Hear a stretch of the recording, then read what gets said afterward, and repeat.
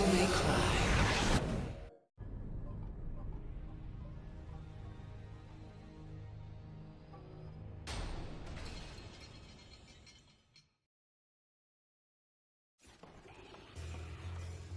What's up, mates? Mission 3 starts off quickly with 2 Scarecrow fights in the area you spawn in. They're both really easy, so there's not much to talk about gameplay wise, but having some easy enemies to beat on at the start of the mission was nice to blow off steam, because there are some very irritating ways that this mission can go wrong later, leading to restarts.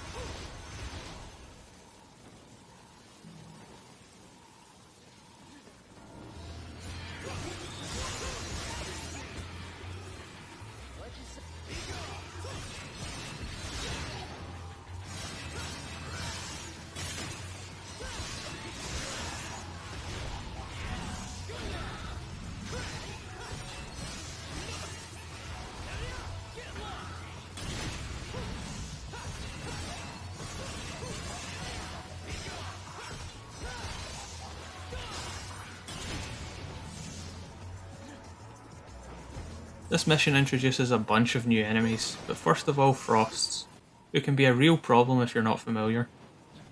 They have long range attacks and can be pretty erratic at times, but they're also fun as hell to kill. Your best friend in this particular fight is the camera. They spawn quite far apart and it's a wide open area, so by knocking one off screen then focusing on the other you can whittle the battle down to 2 1 versus 1s. Level 3 charge shots and devil trigger activation are your 2 best tools against this enemy, since they can interrupt and stagger the Frost out of any of its quicker attacks that are hard to react to.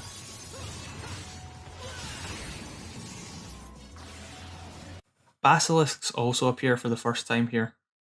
I don't know why they're called basilisks when they're clearly some form of hellhounds, but whatever. They're mostly easy, but I lost more than a couple of runs to getting blindsided by their fireball. One level 3 charge shot is enough to kill, so it's really useful for reducing their numbers if you're focusing on one, and another happens to show up from off screen.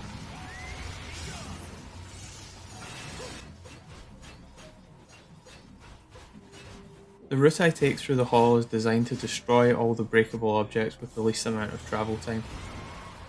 By going in the door to smash all the stuff on the table before killing everything here, it respawns the dogs I took out, but this isn't a big deal and it saves me running back and forth up and down this hall 3 times.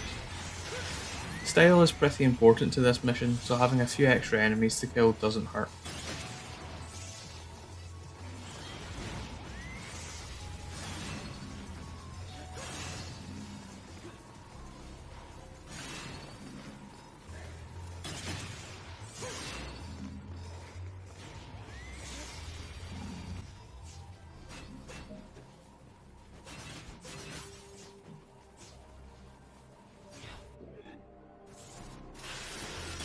Now for the first problem room in Devil May Cry 4, where we encounter Gladius for the first time. Gladi hate you, and they make sure you know it. These things will fire from all over the place at awkward weird angles with strange timings. At first I felt like it was basically luck whether or not you got hit, but as I played more I started to get a feel for when I could attack safely. Once again, your number one ally is the camera. Devil May Cry 4 plays nice and won't have enemies attacking you unfairly from off screen, which is something you absolutely need to use to your advantage. However, the drawback to this is that they require so much movement to dodge that straight up manipulating it yourself isn't always an option.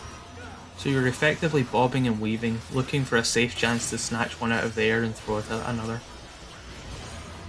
Keeping your wits about you and being patient are the 2 keys here. Complacency or trying to rush it is quick death. Once they're all dead and only Scarecrows are left, it's essentially won.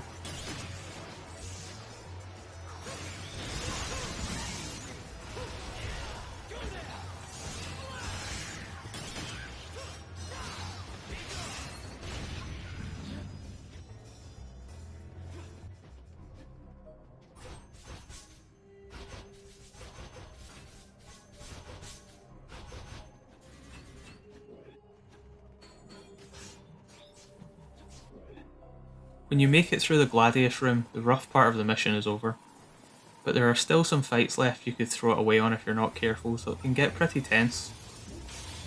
The frost fight here isn't mandatory to beat the mission, but I need to do it to get enough style points for the S rank. I try and use the same camera principle as the first frost fight, but the terrain and spawning locations make this a little bit tougher.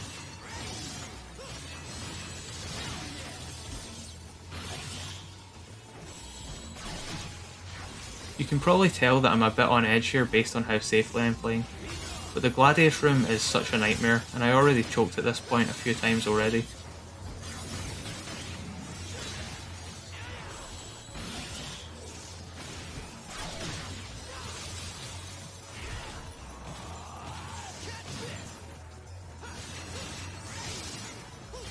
I get to farm a bit of style off this last guy, which probably isn't needed, but you're better safe than sorry when it comes to these things.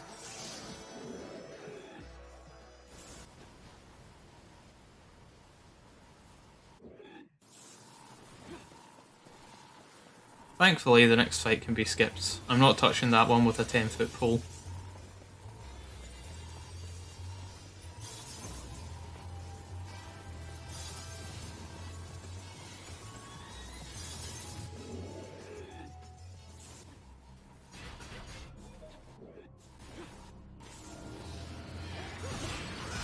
Back to fighting just Scarecrows again for some reason. This room is padding as far as I can tell, and is basically for farming style.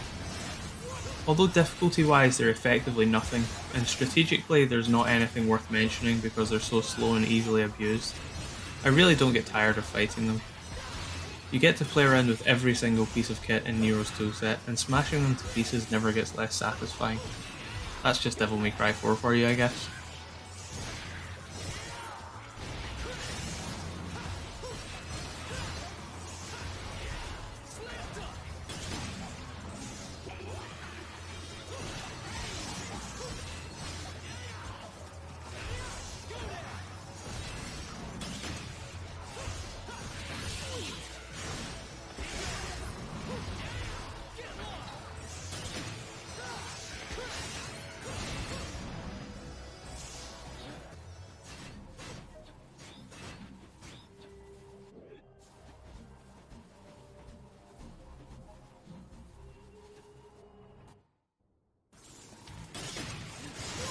Bianco Angelos flowing in one by one like this are basically no threat at all. Charge shots pierce their shield and force them to drop their guard, and following that up with one buster kills them. The charge shot hitting the post and then this guy getting stuck on the ledge above was certainly messier than intended, but the enemy is easy enough that it doesn't matter. Things get a little more awkward when two are active at once near the end, but it's nothing some patience and cowardice can't deal with.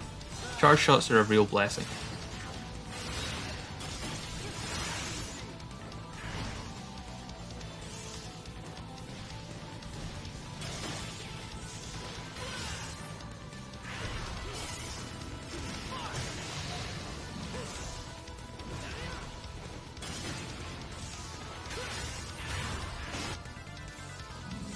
And that's mission 3. Thanks for watching. Catch you next mission.